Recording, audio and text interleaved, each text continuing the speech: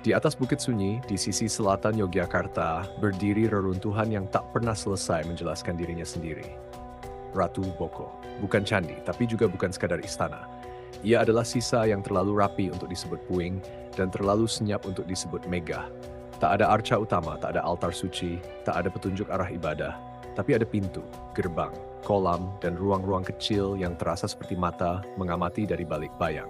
Para arkeolog menyebutnya keraton, beberapa menyebutnya benteng, tapi rakyat tua menyebutnya tempat para penunggu. Ratu Boko bukan pusat sembahyang, tapi tempat menunggu, bukan tempat meminta, tapi tempat mengamati. Dari tempat ini kau bisa melihat ke utara. Dan pada hari-hari tertentu saat kabut menggantung rendah, terlihatlah bayangan raksasa dari kejauhan, Borobudur. Dan sejak itulah pertanyaan lama kembali menyeruak. Apakah benar Ratu Boko dan Borobudur hanyalah dua situs yang berdiri sendiri? Atau mereka terhubung oleh sesuatu yang tidak kasat mata? Selamat datang di bab 2, misteri yang belum terpecahkan. Suatu ketika, ditemukanlah sesuatu yang ganjil di halaman sunyi Ratu Boko. Sebuah stupa berdiri sendirian, tanpa pengawal, tanpa tempat sembah, tanpa alas pemujaan. Bentuknya membisu, tapi bicara dalam diamnya. Karena stupa itu bukan sekadar batu, ia identik, hampir sempurna menyerupai stupa-stupa yang ada di tubuh Agung Borobudur. Tapi mengapa ia ada di sini? Mengapa di sebuah situs yang bahkan tak memiliki candi utama, tak ada altar, tak ada pusat peribadatan, tak ada arka, tak ada pelataran utama, namun justru ada stupa?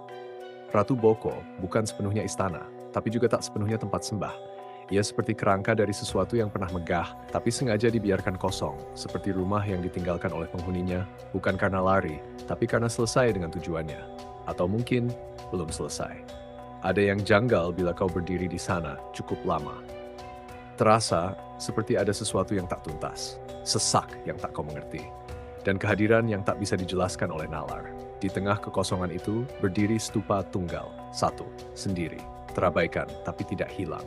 Maka muncul pertanyaan yang lama dipendam, apakah stupa itu bagian dari Borobudur? Apakah ia dibawa ke sini? Atau apakah justru Borobudurlah yang dibawa dari sini? Batu-batu Borobudur tercatat tidak semuanya terpasang, masih ada yang dibiarkan di tanah. Seperti bagian tubuh yang belum menyatu kembali. Sebagian ahli mengira itu sisa pengerjaan, tapi sebagian lainnya percaya sesuatu yang lebih dalam, bahwa Borobudur tidak dibangun di tempat ia berdiri, tapi dirakit dari potongan yang dibentuk jauh dari sana. Dan tempat itu adalah Ratu Boko. Ratu Boko bukan makam, bukan keraton, bukan kuil, tapi mungkin adalah rahim. Tempat di mana batu-batu itu ditempa, dirapal, dimurnikan. Sebelum dikirim, dibawa menembus lembah dan waktu untuk membentuk tubuh suci yang kini kita kenal sebagai Borobudur. Tapi, kenapa tidak diselesaikan di sini? Kenapa hanya satu stupa yang ditinggalkan? Apa karena terburu, karena perang, karena cuaca? Atau jangan-jangan karena memang tidak boleh diselesaikan? Karena mereka, para leluhur, sengaja meninggalkan sisa itu. Bukan sebagai kesalahan, tapi sebagai tanda. Penunjuk. Bukti tak lengkap agar hanya mereka yang melihat dengan hati yang akan mengerti bahwa inilah titik mula, bahwa inilah asal mula tubuh agung itu. Stupa tunggal itu bukan sisa, tapi pesan bahwa Borobudur tidak dibangun dalam sehari dan tidak juga di satu tempat. Ia adalah teka-teki besar yang potongan awalnya masih terkubur di Ratu Boko. Dan hanya mereka yang menyadari bahwa sesuatu terasa tidak selesai yang akan menyadari bahwa ketidaksempurnaan itu sengaja. Konon, pada malam ke-11 bulan Suro, seorang lelaki tua bermeditasi di dekat stupa itu. Tak bicara, tak bergerak, hanya duduk. Orang-orang tak memedulikannya, karena ia tampak seperti siapa saja. Tapi keesokan harinya, ia menghilang. Dan di tanah tempat ia duduk, tertoreh pola aneh. Gambaran stupa Borobudur dari sudut pandang terbalik.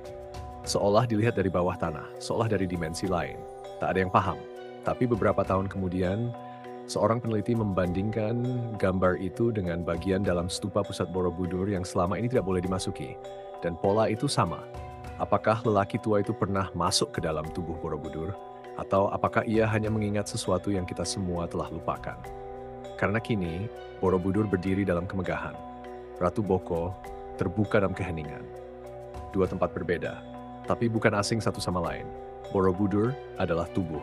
Ratu Boko adalah rahim, dan stupa yang tertinggal adalah tali pusar yang masih menghubungkan keduanya. Kita hanya belum siap mengakuinya, belum berani menelisik terlalu dalam, karena mungkin Borobudur bukanlah bangunan, tapi ingatan. Dan Ratu Boko bukan situs sejarah, tapi gerbang yang belum dibuka. Dan kini yang tersisa hanyalah satu stupa itu. Bisu, sendiri, menunggu, bukan untuk disembah, tapi untuk dipahami. Karena kadang yang tertinggal adalah petunjuk paling jujur yang pernah sengaja dibiarkan agar kita yang datang kemudian bisa membaca arah pulang. Selamat datang di kisah yang belum selesai, karena mungkin sebagian rahasia memang ditulis untuk tidak langsung dimengerti.